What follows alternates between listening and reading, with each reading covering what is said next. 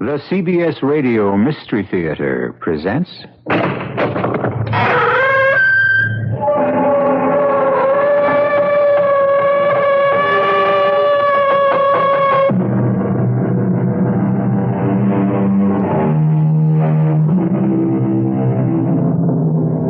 Come in. Welcome. I'm E.G. Marshall. I'd treat with the devil, give promise or pact, to make all my fantasies turn into fact. Thus spoke the poet. Look at the world you live in today. If we are worried, troubled, it is because the megalomaniacal fantasies of three men became actual, hideous reality. Consider a certain half-mad Austrian house painter, a bombastic Italian journalist, a sleepy-eyed Russian bank robber. Karen, what is the matter with you? Karen, are you all right? Yes, Heinrich, I'm all right. Something's wrong.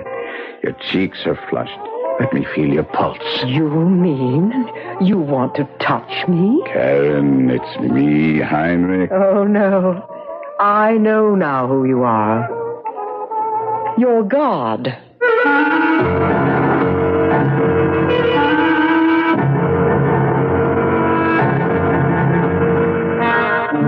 Our mystery drama, Goodbye, Karl Erich, was written especially for the Mystery Theater by Sam Dann and stars Kevin McCarthy. I'll be back shortly with Act One.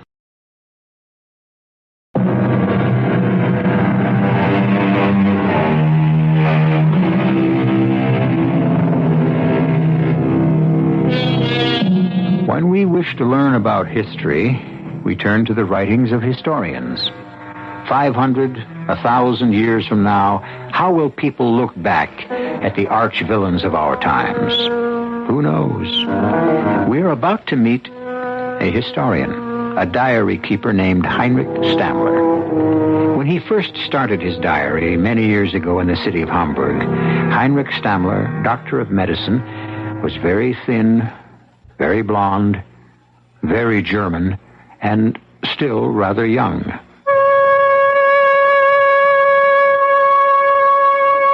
January 2nd, 1927.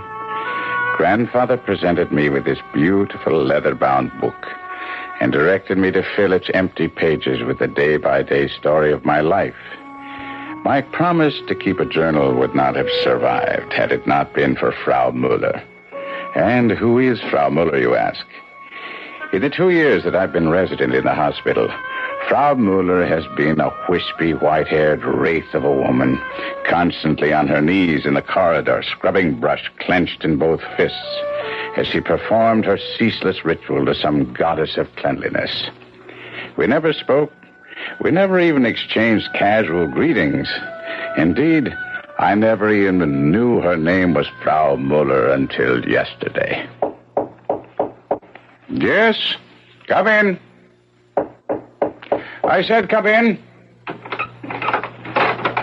Yes? Oh, you're the cleaning woman. Yes. Is it that time of day already? Yes, it is. All right. I'm through here. You can tidy up. Herr Doctor. Yes. Well? My name is Müller. Irma Müller. Well, Happy New Year to you, Frau Müller. And now I shall get out of the way. Herr Doctor, you... What is it? Well, speak up. You must help me. What do you want? What do I want? I realize I have no right to want anything, to ask anything. I know I'm forgetting my place, forgetting who I am. Well, don't be forgetting what you want to ask me. They say that you are a kind man. Well, I'm a poor woman. I have no friends, no money. I have no family. You are my only hope. Huh? For what? Well, I have a son. His name is Karl Erich. Yes? I know I impose upon your kindness. No. Stay with Karl Erich. You must help him. What's wrong with him? He's unable to speak. He doesn't speak. Because he cannot? Or because he will not? He stopped speaking suddenly when his father died. And whatever you do to or say to him, he will not utter a single word. Sometimes he makes sounds in his throat, but he doesn't speak. All right. Bring him here to the hospital and we'll have a look. Now, Frau Muller, you must excuse me. But Karl Erich, he cannot come to the hospital. Why not? But he refuses. He can't afford to take that attitude. He won't go anywhere. I can't get him to set foot out of the house. Then, Frau Muller, there's nothing I can do. Could you come to see him? No, Frau Muller, I could not. Oh, please, I know I haven't the right to ask. I wouldn't, because he himself must be interested enough to come here. But he's stubborn. Further? Stupid. I am not permitted to treat patients privately. Oh, please, dear doctor. I'm sorry, but you have heard my final word on the subject. But she hadn't. She wanted to hear more. Do you know this woman was waiting for me very late last evening outside the Schauspielhaus, where I had gone to see the play by Bertolt Brecht. She was standing under a lamppost in the falling snow. Herr Doctor. What is it? Who? Oh, you are Frau Muller. Oh, forgive me. You see, you are my only hope. My last hope. Frau Muller, I am willing to help you, but you will have to bring your son to the clinic. But he won't come. Well, in that case, there's nothing I can do. Don't you understand?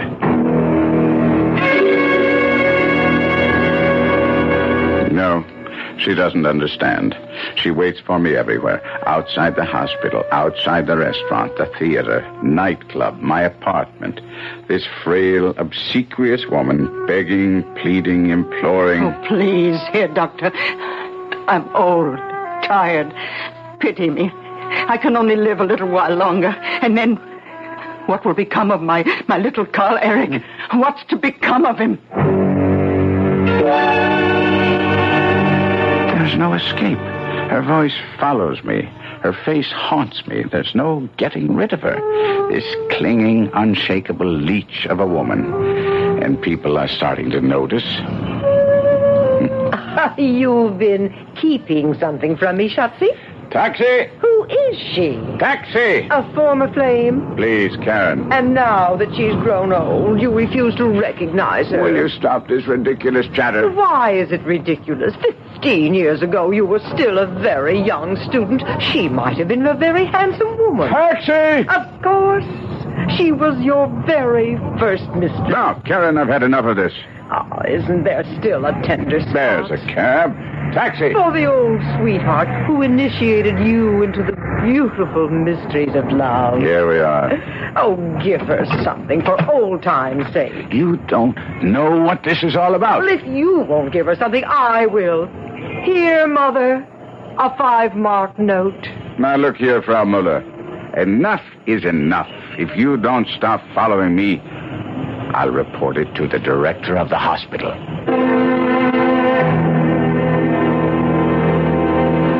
January 19th. Last night, I went to see Karl Erich.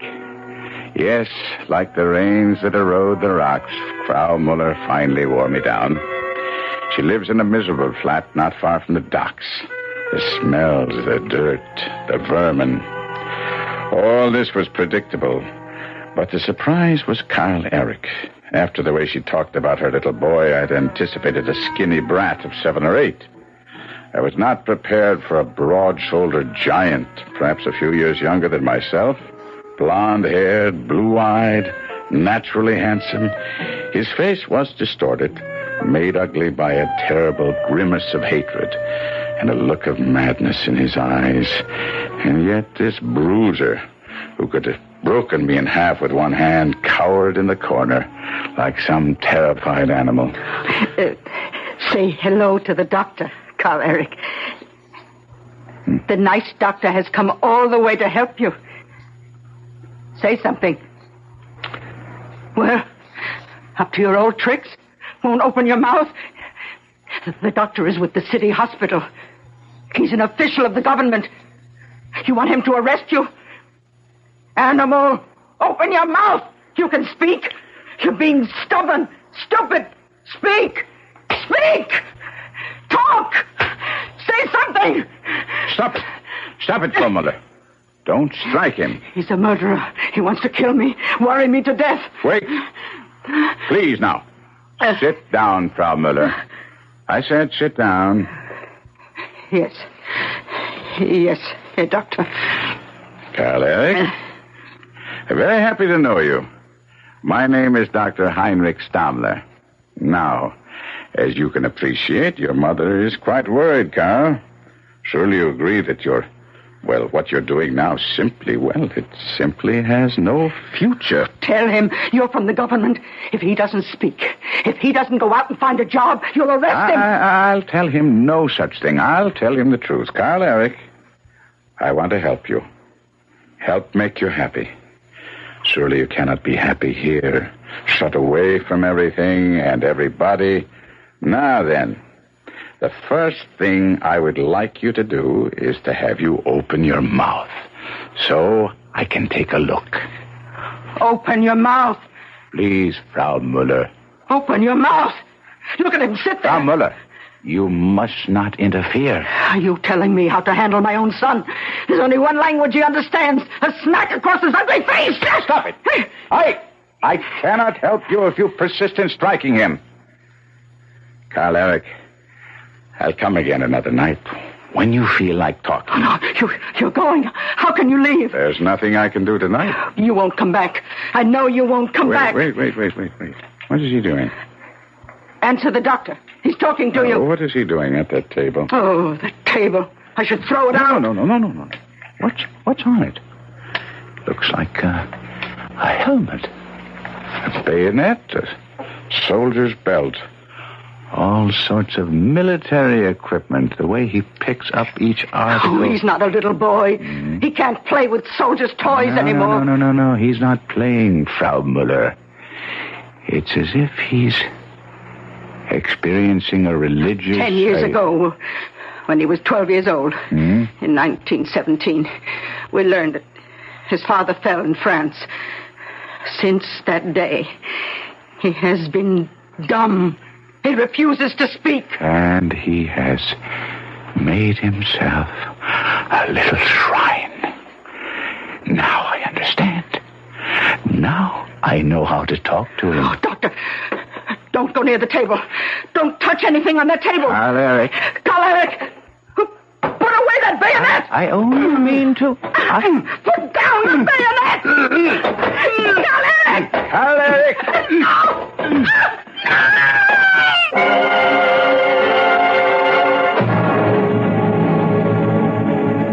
Well, the therapy of Dr. Heinrich Stammler may be rather short-lived. A furious Karl Erich is stabbing away at his tormentors with a World War I German army bayonet.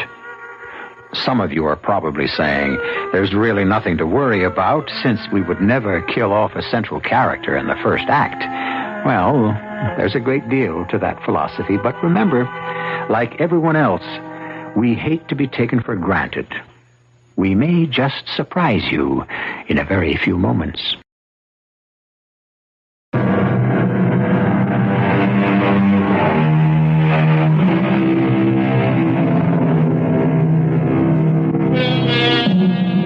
This is a day in the life of Dr. Heinrich Stammler, as recorded in his diary almost 50 years ago.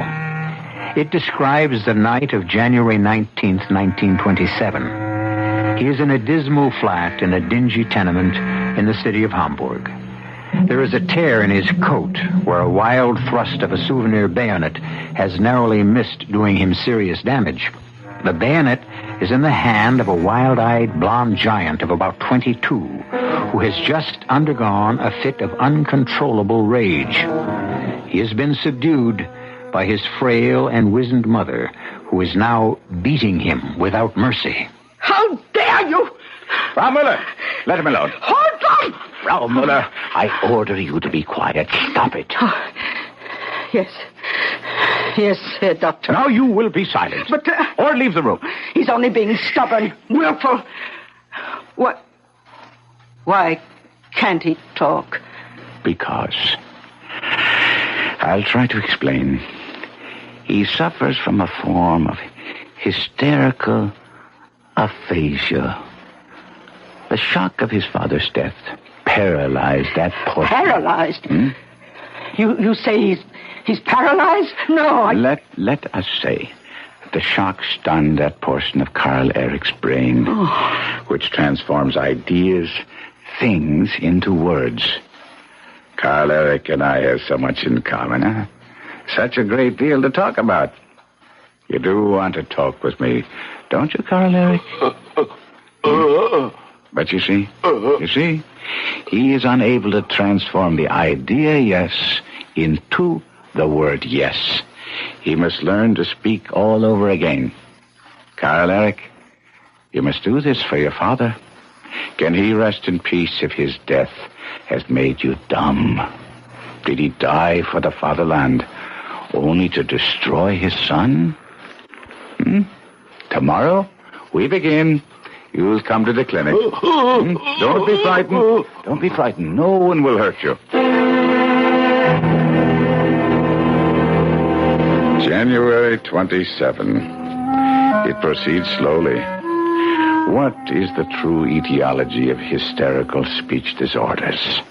Each case is a world of its very own. A dark and brooding place filled with fear and terror. And I must lead this lad from its jagged shadows into the sunlight. The tongue against the upper teeth. And explode.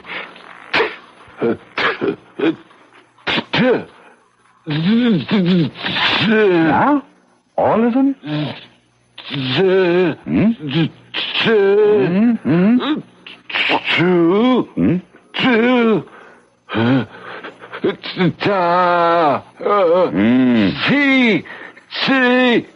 Stay. This is an orange.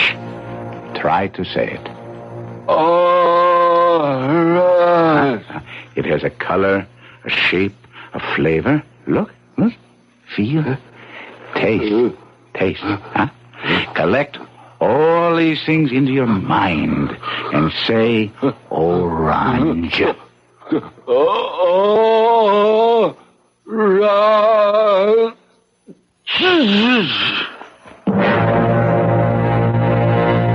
This is a cup.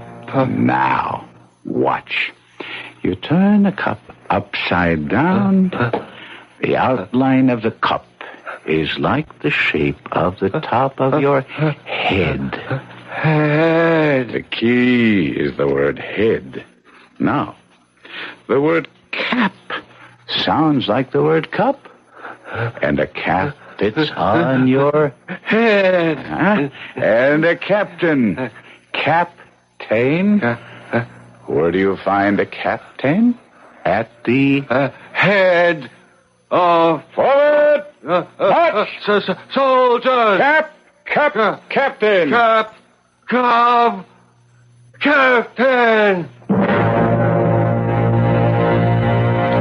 pear can be two. A pear can be fruit. Two pear is to cut. May 18th. The boy is so quick, so bright, he almost frightens me. He eats knowledge the way a starving man devours food. Slowly but slowly, the words are coming back. And many words are words he never knew. Karen said something about it. I took Karl Erich out to dinner with us. Later on, Karen asked me, "How does it feel to be God?" "Why ask me?" "Because you have just created a living creature in your own image." "I have?" "Karl Erich, Oh, he studies you so closely. He talks almost the way you do. Oh, it's all in your imagination. The boy is being grateful. No one was ever really kind to him before. He's showing gratitude to a big brother. This isn't gratitude to his brother. This is worship to his God. Promise me something, Heinrich. Anything. I'm serious. You must never fail him in any way. You are his God. Then I must fail him in the end. All gods have feet of clay. If he finds your feet are of clay, it will destroy him. June 11th. Today I told him he would have to take his first test. And the look that I thought had vanished forever suddenly reappeared. The look of the terrified animal. No. I'm afraid. You must do this. I can't. You must go out into the world finally. No, I know. I know what'll happen. I know. I'll be standing in line. I'll be waiting for my turn. Fraulein Baker will say next, and I'll be next. I'll just stand there, and she'll say, well, speak up. What'll it be? And I'll just stand there. A lump. A stone. No, you won't. I will. I'll forget the word for bread. You'll remember. I won't. It's happened before. I can't go out there. I would like for us to have a loaf of bread for our dinner. No. Do me a favor. I can't. Please go around the corner to the bake shop. No. If you forget the word for bread. See, even you're saying I'll forget it. If you forget, just stand there and think. They'll laugh at me. If anyone laughs, turn to them, look at them, say to them slowly, distinctly, calmly, why are you laughing? What's so funny about a human being in distress? Now go. Please, Dr. Heinrich. Please. His please was a cry that almost broke my heart, but the time comes when the cord must be cut. I followed him downstairs, up the street, around the corner. I saw him enter the bake shop. His face had the look of agony, of a man being led to the scaffold. I stood just outside the door. I peered into the shop. One by one, the customers in front of him were served, and then... All right. Who's next? I guess it's you, young man. Well, what do you want? Are you deaf? What do you want? You've been standing there 5 minutes waiting your turn. Couldn't you decide? So, say something. Speak up, stupid. Look at the comical faces he makes. He ought to be at the theater. Why are you laughing? What's so funny about a person in distress? Well? Oh, Lord. Forgive me. I want a loaf of bread. Do you hear me? I want a loaf of bread. Bread with a crisp crust. He stood there, proud and tall, with fire in his eyes, as if he were a hero of legend. And to the half-dozen people in the bake shop, he was a hero. A man who had performed a titanic feat. And I knew then that he could stand alone. My work was finished. I could let go. I could say goodbye.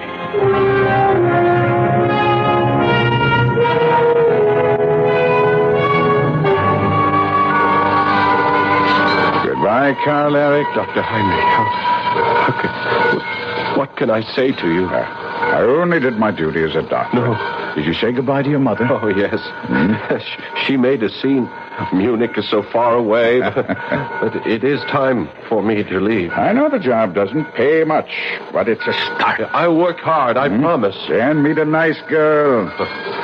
What's this? You're blushing. I've already met her. You've been holding out on me. Who is she? You laugh at me. I'll only laugh at you if you deserve it. What's her name? Lisa Reinmuth. Lisa? Are you... Am I what? Crazy? No, do you mean Lisa Reinmuth, the film star? I see. What do you see? A foolish clod? No. That's why she's there. On the screen, so idealistic young men can fall in love with her. I know it's hopeless. Hopeless? Is anything hopeless for a true German? Look at what you've done already. Look at what you've won. Why not Lisa Reinmuth? Yes. Set your sights high. Yes, you make me feel that anything is attainable. You did from the very beginning. Work hard. You've got the stuff. If I have, it's thanks to you. No. Now stop that. I admit that I've given you a splendid gift. The magnificent gift of language. But you are the one who must use it. Promise me. Promise me. You will use it wisely and well. I promise. Dr. Heinrich. Goodbye, Karl Erich. Goodbye.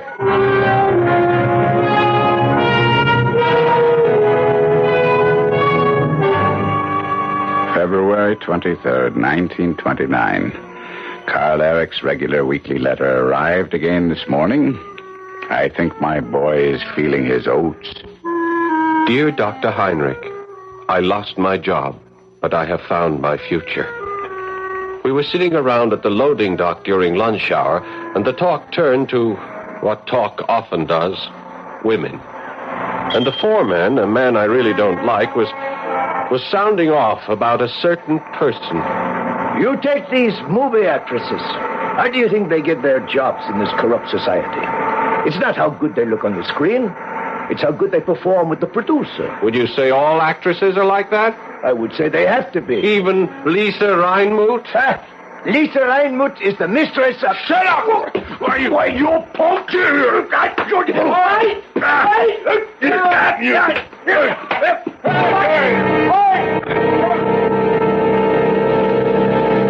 Hey, it's Karl Erich. Hi, Fritz. Oh, you're going to have one beaut of a black eye. You should see Meyer. What happened? I got fired. It figures. He starts the fight, you get canned, yeah? I like the way you handle yourself. Look at where it got me. What are you going to do now? Well, look for another job. You and a million others, huh? Got any money? Just this week's pay. Tell you what. Move in with me. Oh, well, I wouldn't want to do... Oh, we got plenty of room. We? A couple of buddies and me. Oh, you don't even know me. What is there to know? All good Germans are brothers.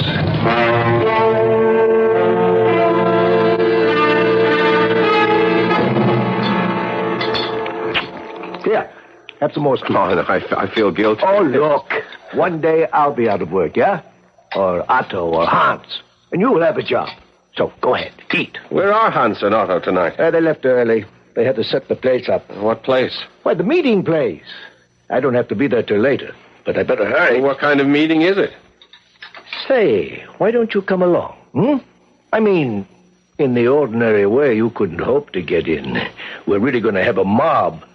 But I'll get you the best seat in the house. You sound like a man of influence. I'm getting there. I'm chairman of the meeting. And I'm the one who's going to introduce him. Introduce who? The schöne Adolf. That's who? Adolf? Adolf Hitler. The savior of Germany. And tonight, you're going to shake his hand.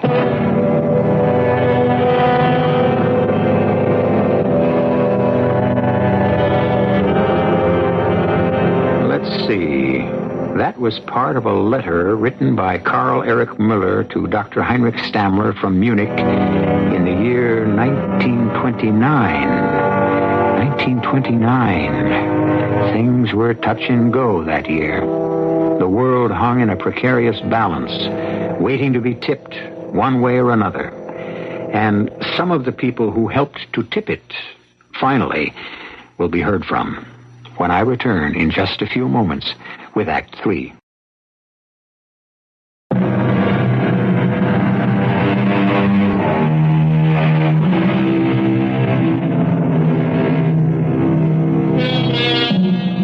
What was it like in the past? Well, historians list the events and enumerate the dates and describe the scenes. But how did it look? And how did it smell? And how did it feel? You had to live it to know it. Early in 1929, Adolf Hitler addressed a National Socialist rally in Munich in Bavaria. And Karl Erich Müller was introduced to him. And now, Karl Erich tries to capture this fateful moment as he writes to his adored Dr. Heinrich Stammler. He takes your hand in both of his. He looks deep into your eyes. And at that moment, you expose your soul. At that moment, the world holds still. At that moment, nothing exists except for his eyes. And then he smiles. And he says, Karl Erich Müller, I am happy to be your comrade. Oh, my Dr. Stammler, I have been born 3 times. Once when my mother gave me birth, once when you raised me from the darkness, and once when I looked into my Führer's eyes. June the 15th, 1931. Dear Dr. Stammler, I can't explain how busy things are, but regardless, I shall write you my letter each week, religiously. I must share all this with you. After all, if it weren't for you, I know how uncomfortable I make you with my thanks. Your prediction came true. I met her. Yes, I met her. I finally met Lisa Reinmuth. Karl, good news. You've been assigned to the film and theater section. What do I know about theater? Oh, with your mouth, how honey drips from your tongue. What am I supposed to do? Convince people in the cultural world to join the party. It'll keep you busy day and night, but everyone knows you're a bear for work. When you're talking about work, I have to find a job. Karl, you've got a job. Oh, I mean a job that pays. You're on the payroll now. The party can give you a good salary. Take money from the party? The party raises money to pay people like you and me, so that we may devote all our time to our work. Now, start calling the names on this list. Oh, by the way, the one on top is interesting. Lisa Reinmuth? Yeah. How can I call her? Simple.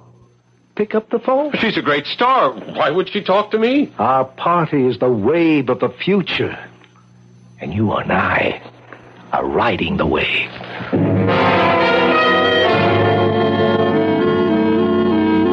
Oh, but I'm a completely unpolitical person. Life is politics, Fraulein Reinmuth. You have such a masculine smile. Our country has a rendezvous with fate. Fate? Yes, I believe in fate. It's fate that brings a man and a woman together. Every year, the National Socialist Party grows stronger, more numerous. Join us now. Stand with us now. Now, when we need you. I need you, too. You, Karl Erich. I need a man of strength, a man of ideals, a man of spirit. Oh, how hard it is for me to meet a man. What are you saying? Millions of men would throw themselves at your feet. What real woman wants a man who would kneel to her? Karl Erich. Yes? How I have waited for you. Longed for you. January 3rd, 1932. Sometimes I wonder if I even bothered to keep this diary. Oh, well. I suppose it's become a habit. Not that it wasn't an interesting day and evening. But how could they fire you, Schatzi? They need doctors. They didn't fire me. They simply didn't reappoint me. For what reason? I'm not a member of the party. Is that the way the wind blows? That's the way the wind blows. I see your boy is doing all right for himself. He'll come to his senses sooner Good or evening later. to all true German comrades. This is Fritz Stahlberg with the program National Socialist Headlines. Suppose we turn him off, huh? Tonight, our guest is a German hero who is also my closest, dearest friend, Karl Erich Mueller. Do we listen? Oh, why not? He's still my Karl Erich. Karl Erich Mueller, together with his beautiful fiancée, and we all know who she is, the lovely Lisa Reinmuth, and also an honored guest, a woman who is a credit to true German motherhood, Frau Irma Mueller. Let us hear from Lisa Reinmuth first. I could only give myself to a true Aryan, to a man of the purest German blood. Our children will be supermen. The best advice. And now, the hero himself, Karl Erich Mueller. Thank you, friends. My heart is full. The dreams of my lifetime are coming true. What can a man want? An honored old age for his blessed parents, a true German woman to bear his children, honor and glory for his beloved fatherland. None of this would have happened for me had it not been for one man, one great man. He knows who he is, and he knows I can never forget him. All right, that's enough. Where will you go, Heinrich? Oh, there are other jobs, other hospitals. But the Nazis are gaining power every day. It might be better The to... Nazis. Just scum that has been roiled up from the bottom of the stream by the political storms. This is a civilized country. But I've heard the people scream, Heil for Hitler. Hitler. How can any intelligent German take Hitler seriously? Why, the man's an Austrian.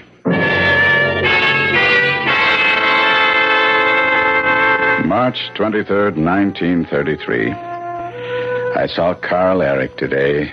For the first time in 4 years. For the first time since I put him on the train to Munich. And what a day to see him on. March 23rd. The day the Reichstag will vote full dictatorial powers to Hitler. Oh, well. There are bands playing the streets and uniforms and cheering crowds everywhere. I'm walking down the avenue, and there's this tall, blonde giant of an SA officer with the most heavenly-looking redhead clinging to his arm, and then suddenly I'm seized in a powerful grip. Doctor! Dr. Heinrich! Why, Karl Erich! You're Karl Erich! Lisa, this is Dr. Heinrich! Oh, Doctor, Karl Erich never stopped talking about you. Well, what are you doing? Where are you going? Wait, here's cleverness. Let's go in for a drink. Yeah, but Karl You Erich, have to what? I Go somewhere, do something? Forget it. Take his arm, Lisa, and in we go. We shall sit here. Waiter, we shall order champagne, the very best. This is a celebration. Waiter, quickly, champagne. Now, talk to me, Dr. Heinrich, please, huh? Talk to me. What can I tell you? Everything. What is everything? Well, I haven't heard a word from you in over 2 years. At the hospital, nobody knows what happened. What did happen? Your clothes. Look at you. Did you ever wear a rumpled jacket? I never saw you in a wrinkled shirt. Well, what? that's how it goes. Oh, no. That's how it went. You once saved me. How thankful I am that I can save you. From what? You know, Fritz Stahlberg is my best friend. I heard. Fritz Stahlberg was with Hitler in the 1923 putsch. Stahlberg introduced me to Hitler. I read. But don't you know what this means for you? No? You're ill. But we will nurse you back. Lisa and I, won't we, darling? Of course. You will become the most powerful man of medicine in all of Germany. I don't think so. Please listen to me, Dr. Heinrich. Ever since the day we met, I prayed, if only I could thank you someday, if only I could perform a service for you. It's so good to see you again. Before I leave... Where are you going? To America. America? Mm-hmm. Decadent America? How can you leave Germany now? No, never. Why? Because I committed a crime. A crime? For a moment you had me scared. A crime.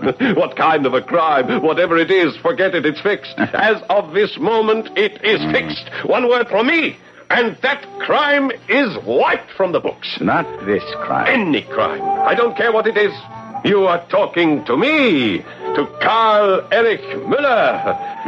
Well, what kind of terrible crime could you have committed? I was born a Jew. You were... Karl Erich! Karl Erich, what's the matter? Why do you make those faces? What are you saying? Speak! Don't make those faces. I'm frightened. Oh, Doctor, do something. I'm afraid I can do nothing. Oh, say something to Karl Erich. You are his god. Yeah, I know. And he has just seen my feet of clay. Oh, say something to him. Goodbye, Karl Erich. Goodbye.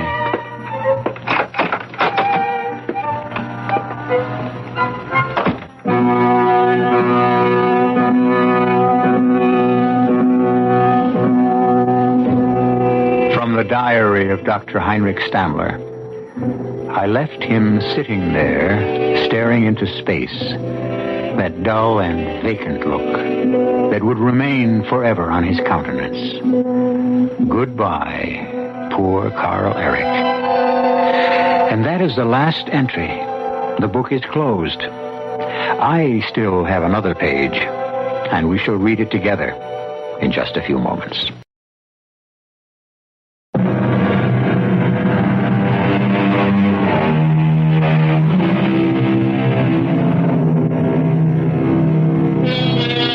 The twilight of the gods, all of the gods of power and conquest, were finally blasted from their feet of clay a decade after our story ended. Unfortunately, they have been recreated, rededicated, and once again, so many of us worship the gods of fire and destruction. Who will expose and destroy those gods in our time? Our cast included Kevin McCarthy, Paul Hecht, Bryna Raeburn, Joan Shay, and Sam Gray. The entire production was under the direction of Himan Brown.